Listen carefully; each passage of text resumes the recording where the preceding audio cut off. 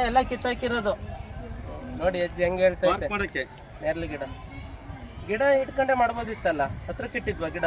25-30 ಅಡಿಗೆ ಒಂದೊಂದು ಗಿಡ ಎಲ್ಲ ಹೋಗಿದ್ದಾವೆ. ಎಷ್ಟು ಹಾಕಿದ್ರಿ?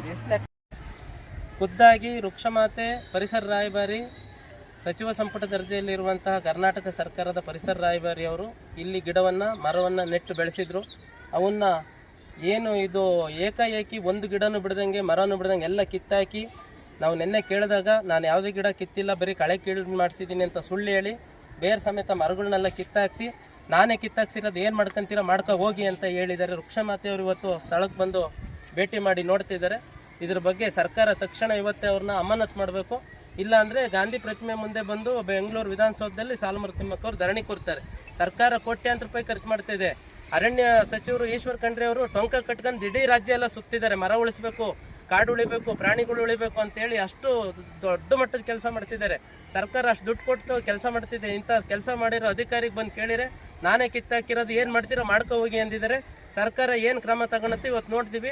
ಸಂಜೆ ಹೋಗಿ ಇವತ್ತು ಇಲ್ಲಿಂದ ಬೇಲೂರಿಂದ ಸೀದಾ ಸಾಲುಮರದ ತಿಮ್ಮಕ್ಕ ಅವ್ರು ಹೋಗಿ ಮುಖ್ಯಮಂತ್ರಿ ಅವ್ರನ್ನ ಭೇಟಿ ಮಾಡ್ತಾರೆ, ಅರಣ್ಯ ಸಚಿವರನ್ನು ಭೇಟಿ ಮಾಡ್ತಾರೆ.